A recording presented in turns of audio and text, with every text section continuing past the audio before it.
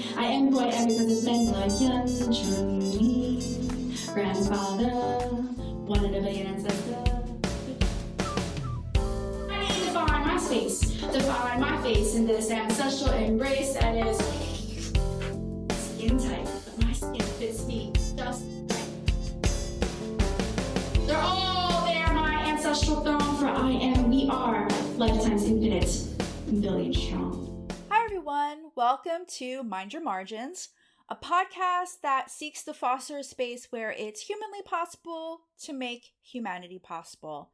My name is Michelle Myers, and I'll be trying my best to help us navigate through topics about marginalized identities and prioritizing the perspectives of people who may feel invisible or silenced or ignored or erased.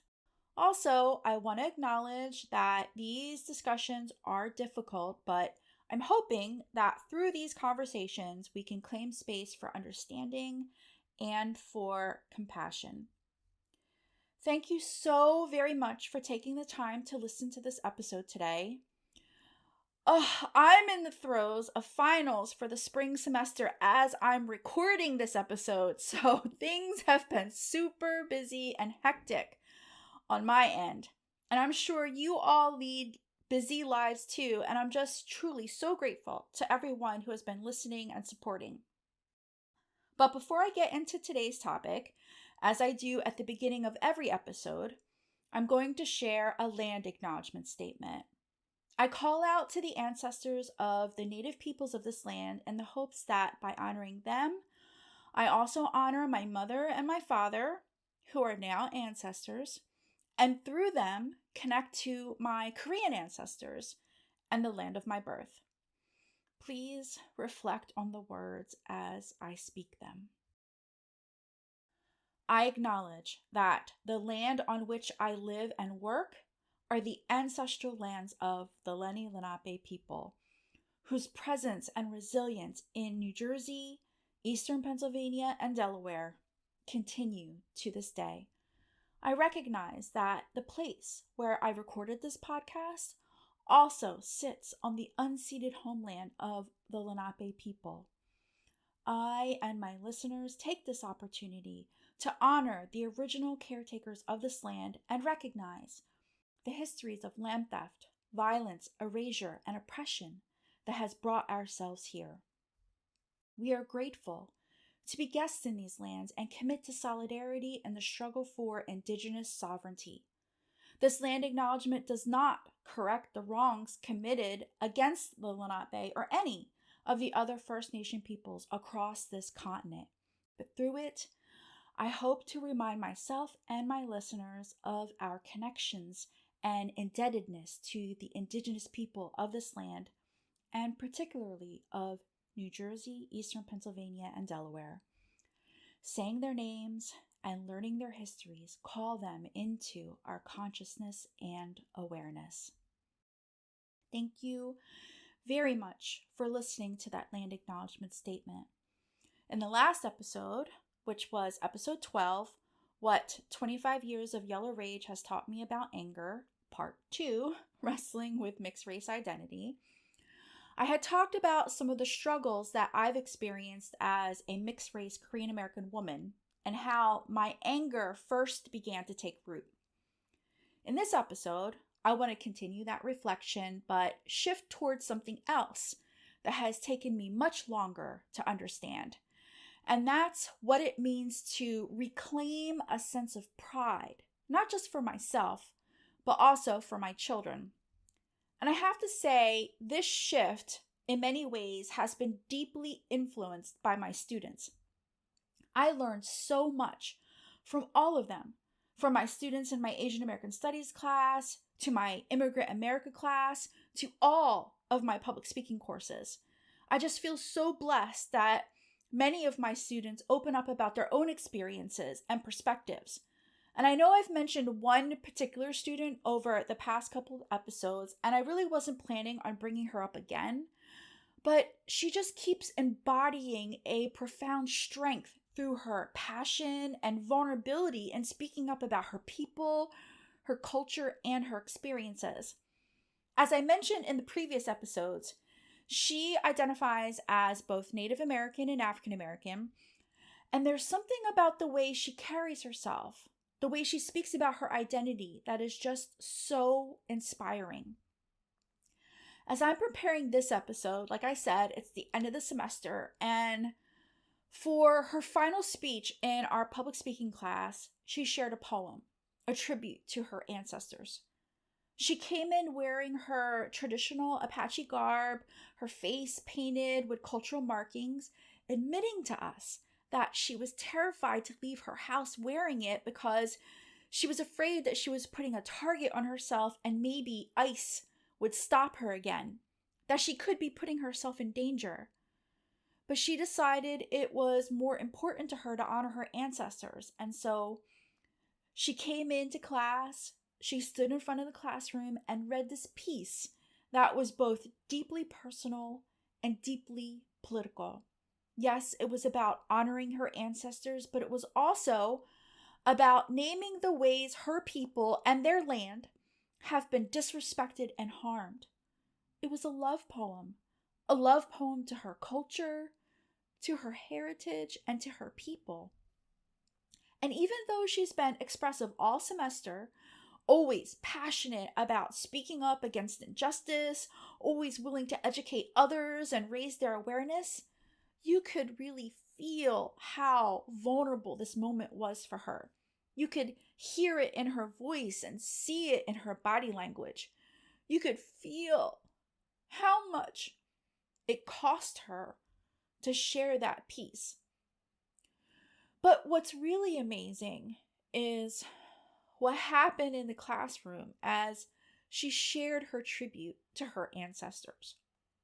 Her presence and her words completely transformed the room because her strength and her pride, it just took up the entire space. And her classmates responded so deeply to that. What she offered to the class was so meaningful. And we all appreciated her for trusting us to hear and witness something that was so sacred to her. We were all moved. We were all inspired. Many of us were in tears.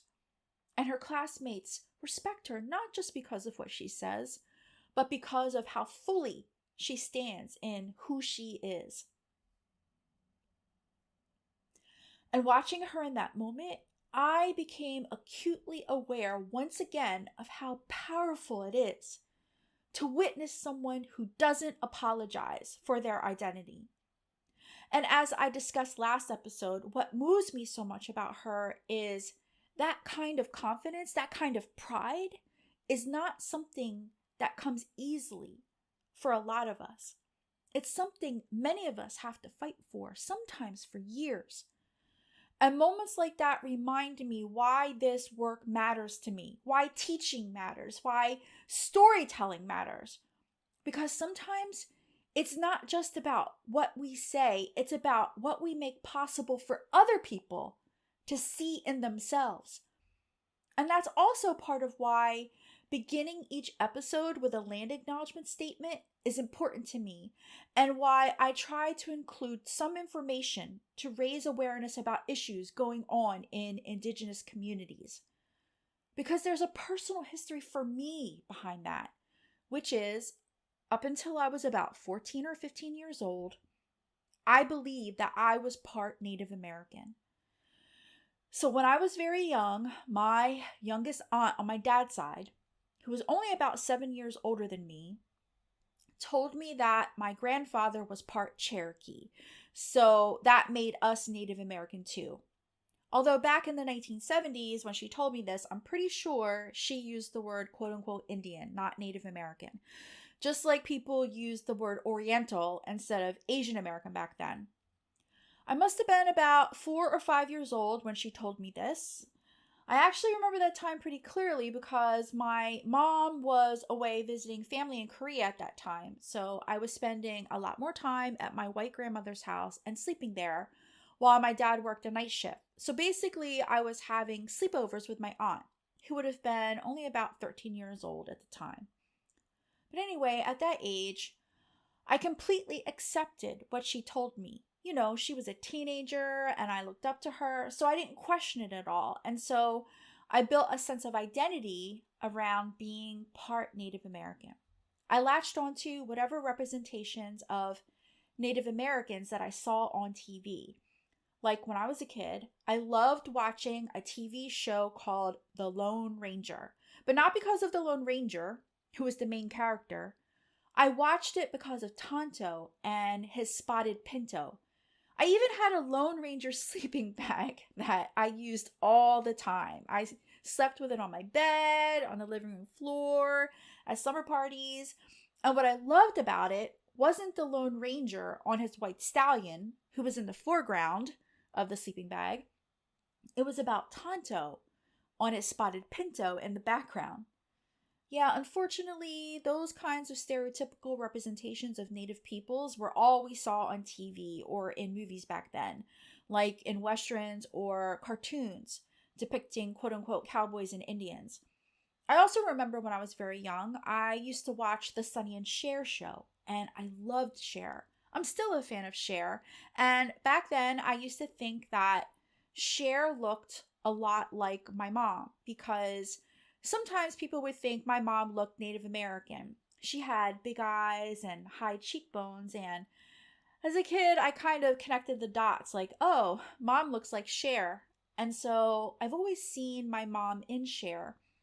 And like I said, I love to watch Cher on TV, and I remember that she had this song back in the early 1970s called Half Breed. And if you listen to the last podcast episode, which was episode 12, Wrestling with Mixed Race Identity, I shared a story about an experience I had with a family member who called me a half-breed and a mutt when I was a child.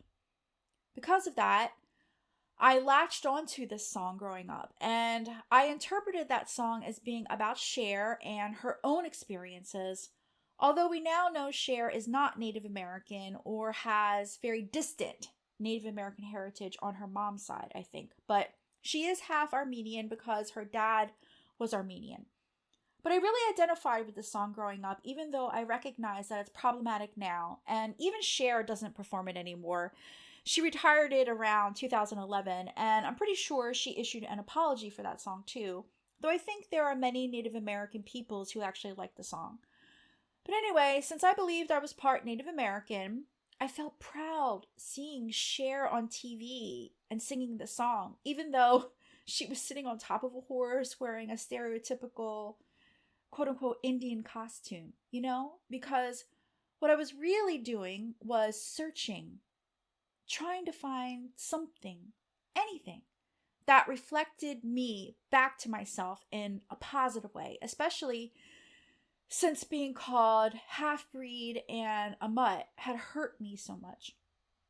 And at the same time, I was also looking for positive representations of Asian people, because most of what we had back then as young Asian Americans, as far as representations in movies on TV, were Bruce Lee and Saturday afternoon kung fu movies. And representations of Asian women were so limited on TV and in the movies. Asian women were almost always depicted as silent and passive and compliant to men and just shoved in the background. So I was always looking for something else and some way to feel seen. Then, when I was about 14 or 15, I had to do a family tree project for school. And I thought, this is it. This is my chance to learn more about the Native American part of my identity. So I went to my dad and I asked him about our ancestry.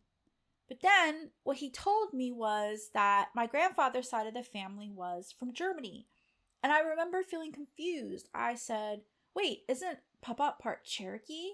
Aunt LMA told me he was. And my dad got really annoyed and said, he's not your grandfather. He's not my dad. He's LMA's dad. And just like that, two things were taken away from me at the same time. The man I thought was my grandfather wasn't, and the identity I thought I had wasn't either. And I remember the sense of loss I felt. It wasn't just confusion, it was an emptiness. Because it's not like I could just reset after that. It's not like I suddenly felt clear about who I was. If anything, it made me more aware of how fragile identity can be, how easily it can shift depending on what you're told and who's telling it. And something I'm still unpacking is how much of our identity is shaped not just by what we know, but by what we're told to believe, and how quickly that can be taken away. So even after I stopped saying I was part Cherokee, something lingered. I mean, you can't just erase 15 years of what you believe to be part of your identity at the snap of a finger. And often people do ask me if I'm Native American. When Kathy, Sepna, and I first performed in the Deaf Poetry Jam Slam in Philadelphia, one of the producers of Deaf Poetry, Deb Pointer, thought I was Native American, even though in I'm a Woman Out of Flavor, I clearly say I'm Asian American. She actually referred to me as Native American a couple of times, and I had to correct her. Also, every July, I travel to Reno to perform, and while I'm there, I always visit Pyramid Lake Reservation, which is the ancestral lands of the Paiute people. When I was there last July, one of the Paiute women working at the Pyramid Lake Visitor Center asked me if I was Native. So connecting to Native American history and experiences is something that I've done since I was a child. And I know that was a long-winded explanation for why it's important to me to include a land acknowledgement statement at the beginning of every episode. But these stories I've just shared are relevant to what I want to discuss in the rest of this particular episode. And even though what I've been talking about has been specific to me and my experiences, the gist of what I'm sharing is common among many mixed race people. We become experts at noticing the pattern, right? Like how quickly people try to locate you, how they look at you and reach for something familiar, something that makes sense to them, and place you there. So for me, when people try to quote unquote read me and pinpoint what my ethnicity is, first, it's usually Latina, then Native American, and sometimes Japanese. Actually, lately, I've even had older Chinese and Vietnamese people out on the street stop me and ask if I'm Asian. But Koreans almost never think I'm Korean when they see me. If anything, Koreans are the ones most likely to tell me how not Korean I look. And I want to be clear about something. Being mistaken for a person from another community of color has never felt like an insult to me. There have been so many moments where that recognition actually felt like connection. For example, I've had Latin people come up to me and start speaking Spanish, assuming I'm part of their community. I mean, I've been in Walmart where people came up to me and started speaking Spanish. I've been walking around Philly and people on the street come up to me speaking Spanish. I had a friend in college who was Cuban American and people used to say we look like sisters. I remember once when Kathy and I were traveling for a performance, I was on a plane sitting next to a woman who was clearly nervous about flying. And as the plane was taking off, she started praying in Spanish. And then she reached over, grabbed my hand, and said something to me. I assume asking me to pray with her. And I had to tell her, I don't speak Spanish. I mean, the extent of my Spanish is basically baby Spanish. But there was something about that moment that really warmed my heart. Because in that moment, she saw me as someone she could hold on to. Someone she could connect with. First, she was surprised that I wasn't Latina, and then she kept talking to me throughout the flight. And I've had many other moments like that. So when people from other communities of color see me and feel a sense of recognition or familiarity, I don't reject that. If anything, I feel welcomed into a kind of shared understanding. But that's very different from being told what I'm not, right? That's very different from being dismissed or corrected or made to feel like I don't have the right to claim the identity that is actually mine. And I think that's where the anger comes in for me. Because on one hand, there are these moments of connection, unexpected, sometimes beautiful moments of being seen, even if not accurately. And on the other hand, there are moments of erasure, Moments where the identity I know myself to be is questioned, minimized, or outright denied, creating a situation of shame that is harmful. And navigating those pitfalls is something that mixed race people struggle against constantly. How are we supposed to feel secure in who we are and maintain a core identity for ourselves when many of our social interactions feel like personal attacks? So for me, at certain points in my life, I became fed up with people trying to shame me as a mixed race person because there's always some asshole who feels entitled to challenge or question my identity based on superficial and often stereotypical racial markers. And I was just like, fuck that. I'm not constantly negotiating my identity just because of how other people see me. And so for me, poetry provided me with a space where I absolutely would not allow other people to impose their narrow-minded views of identity on me. In my poetry and on stage, I define myself on my own terms, without interruption, without correction, and without someone trying to reinterpret me in real time. And in case they didn't get it, then listen, asshole, right? I mean, I have quite a few poems actually about being biracial or mixed race, but listen, asshole is the one that sets the tone for all the others.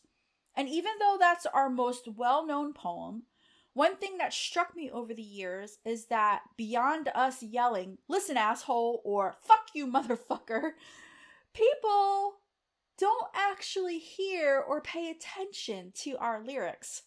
So the concept behind Listen, Asshole was that our verses are responses to questions people ask us that we're just sick of. So Katsy's verses are about random people out on the street who ask her what she's saying in Lao.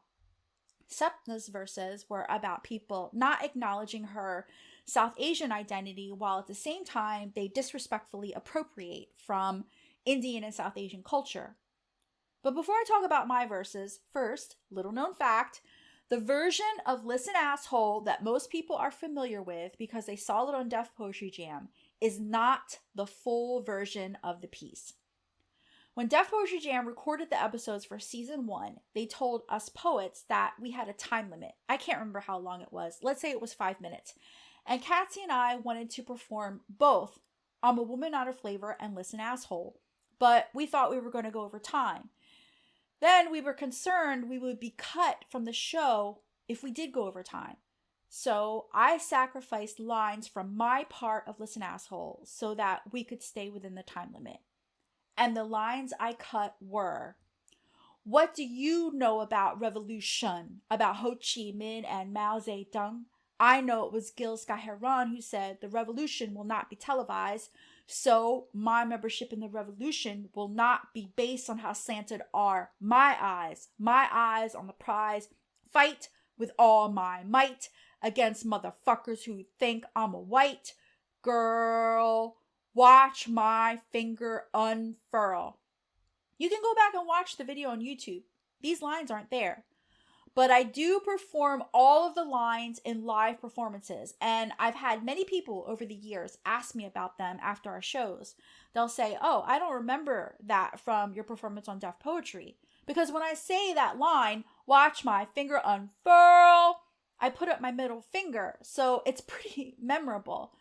But that's only a live performance, and I've always regretted cutting these lines because ultimately the time limit didn't matter because they ended up cutting I'm a Woman Not a Flavor and only aired Listen Asshole. So I could have performed all of the lines in my verse.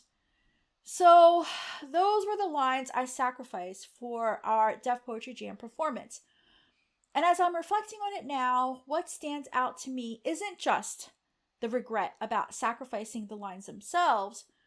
It's about what those lines were trying to do, the purpose that they served. They were drawing a line and setting a boundary. Because I do claim my biracial identity emphatically in the opening lines of Listen Asshole. And when I perform this, I am not being performative. My anger is real. Here, let me say the opening lines for you and say them slowly so you don't miss anything.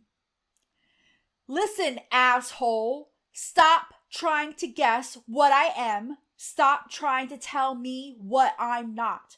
I was born in Seoul, which makes me Korean. These slightly slanted eyes ain't just for seeing. Bitch, I see right through you. You expert on me with your fake Asian tattoo. You expert on me with your Taibo and Kung Fu.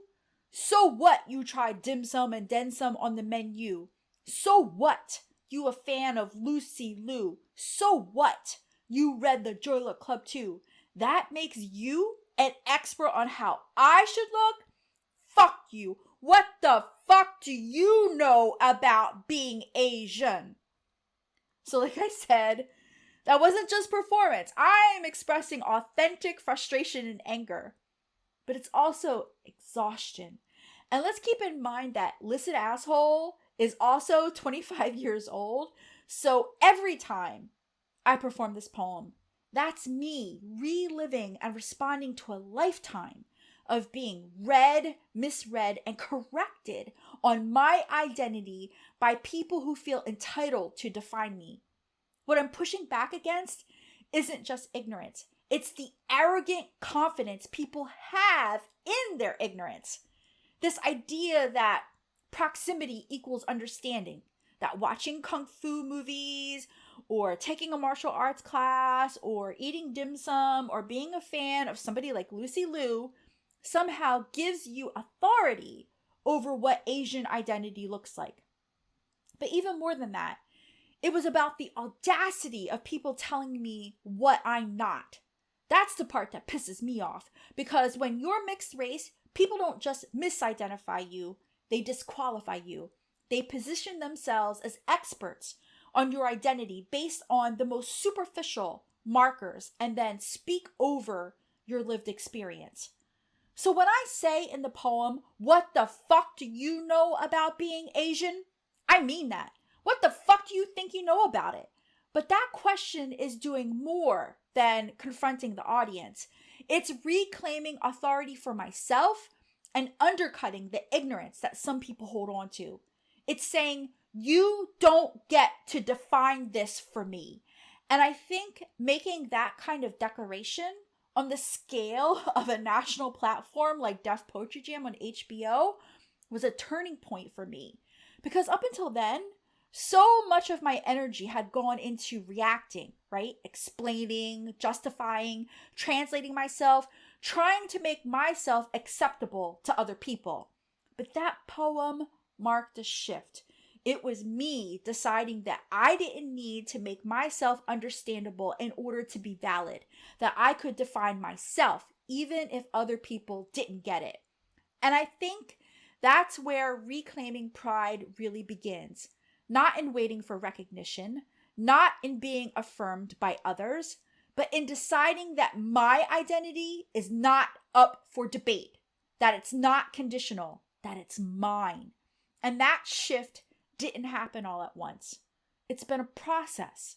It's still an ongoing one. But poetry gave me a place to start practicing that, to say things out loud that would give me the space to express the conviction in my own words and do so unapologetically. There's so much more I could say about mixed race identity, about the lack of language for mixed race people to identify ourselves, about projects like the Part Asian 100% Hapa project, about the people I've met along the way who have helped me feel less alone in this experience. There are so many stories, so many connections, so many moments of recognition. But I'll have to save those topics for future episodes, because next episode, I'm going to move on to discuss my anger as an Asian American woman. And what I want to end with here is talking about motherhood and raising multiracial children. Because through this entire spoken word poetry journey, I've been a mother. Young was about 3 years old when I started going to the Something to Say workshops at Asian Arts Initiative and met Katsi and Sepna. She was 4 when Katsi and I appeared on Def Poetry Jam. I performed and went on tour while I was pregnant with both Victor and Vanessa. So my poetry has never been just about me. It's been about trying to make the world a better place for my children. Because reclaiming pride for myself is one thing. Trying to pass that on to my children, that's something else entirely. My children are multiracial. Their father is African American. And from the very beginning, I wanted them to grow up with a sense of wholeness. I wanted them to feel pride in every part of themselves. I didn't want them to feel like they had to choose. I didn't want them to feel like they had to explain themselves. And in a lot of ways, I believe that if I could model that, if I could embody that kind of confidence through my work, through my poetry, through the way I moved through the world, that it would shape how they saw themselves, that it would give them a kind of protection from the assholes out there that would try to tear them down. But what I came to understand is that pride doesn't shield you from how the world sees you. And it doesn't stop the world from trying to define you anyway. And that realization, that gap between what I wanted for them and what I couldn't control, has been one of the hardest parts of being a mother. Because there have been moments, painful ones, where my children have been called racial slurs. Moments where they've been targeted and then punished for defending themselves. I remember one incident in middle school where one of my children was called both the N-word and a chink by the same group of white kids. And somehow my child ended up being the one disciplined because they stood up for themselves. And sitting in that meeting with the vice principal, listening to it be minimized, I felt that same anger, but sharper, different. Because now it wasn't just about me. It was about the harm being done to my children and my inability as a mother to give them the tools to protect themselves. And even more recently, when one of my kids was applying for scholarships for students of color, another student, an Asian American student, questioned how they could even be eligible because they aren't fully anything. Hearing that phrase, not fully anything, pisses me off so much because nobody is quote unquote fully anything. The idea of a quote unquote pure race is bullshit. It's completely made up. Human beings have been migrating, mixing, forming, and reforming communities for hundreds of thousands of years. What we call race isn't some fixed biological truth. It's a social system that people created and then reinforced to sort and rank human beings. So, this Asian student who said this to my child is most likely not fully anything either. They could be Korean and Chinese. They could be Vietnamese and Chinese and Lao, Thai and Cambodian. They could be Filipino and Chinese and Spanish. As people of Asian descent, we not only have a history of conquest and invasion through colonialism and imperialism from Western countries, but also amongst each other. And this is true all over the world.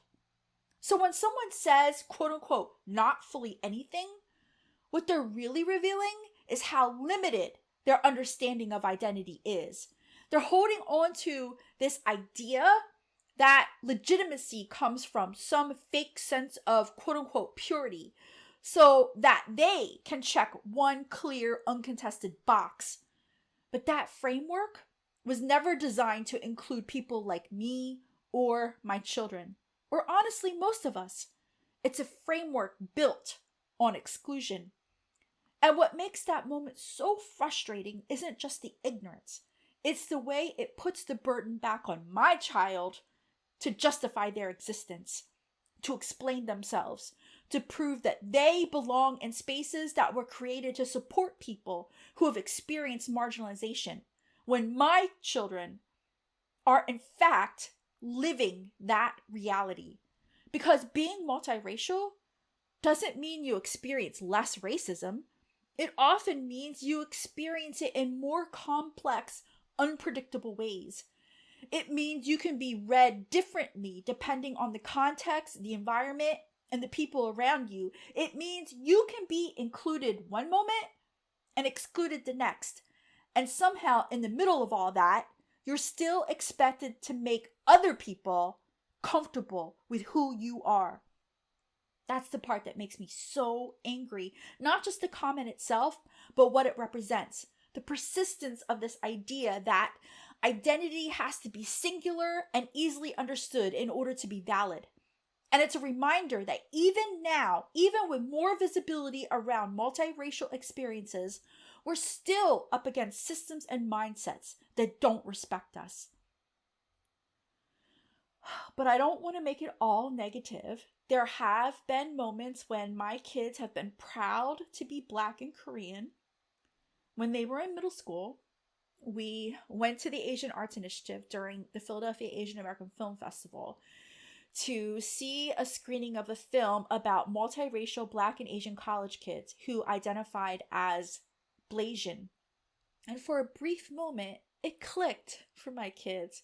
There was excitement in that recognition, like, finally, there's a word for who I am. So they felt a sense of being named and of being seen. But even that didn't last, because as soon as they used that word out in the world, it turned into another explanation. When someone asked them, "What are you?" and they responded, "Blasian," people would say, "What's that?" So then it was another moment of having to define themselves for someone else. Another reminder that the language we have still doesn't make room for multiracial identity. So reclaiming pride, it's not just about saying, "I'm proud of who I am." It's about holding on to that truth even when it's questioned, even when it's misunderstood, even when the language fails you.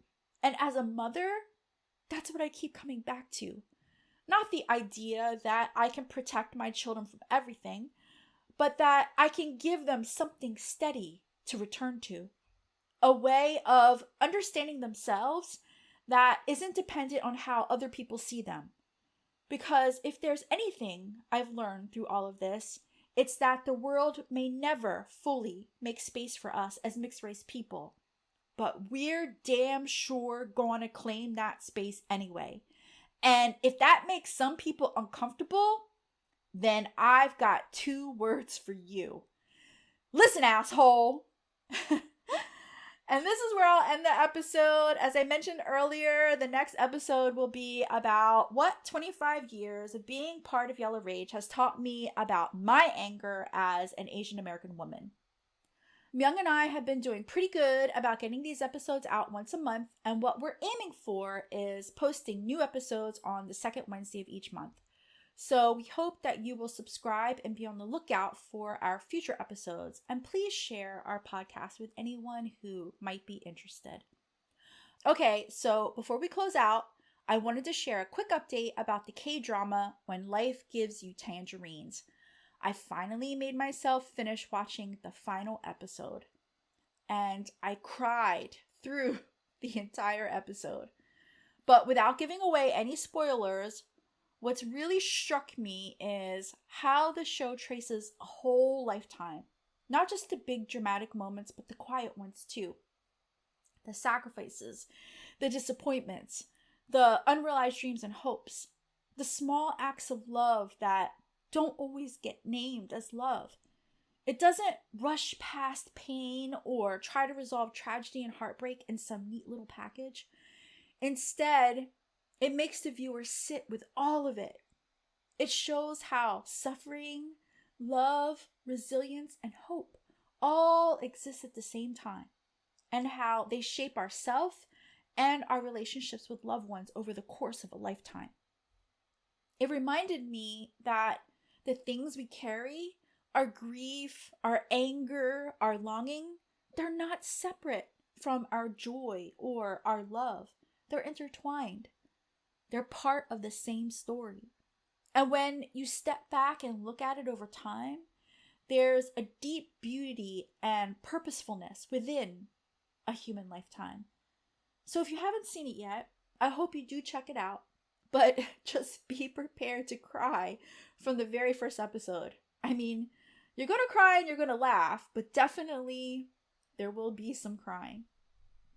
Finally, I just wanted to say I have no new updates right now about my debut middle grade novel, Talk Me a Story About Moon Rabbit.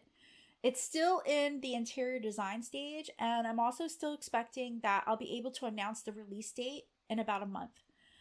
As a reminder, I recently created a public page on Facebook, which is called Michelle Myers Author Poet.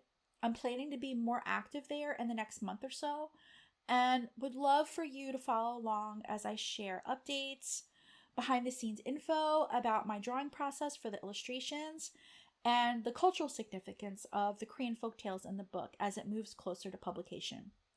But I'm also on Instagram, so you can follow me there, and soon I'll be posting on TikTok. Oh my gosh, which should be quite an adventure. Thank you very much again for listening. Myung and I are so grateful to you for spending this time with us and sharing space.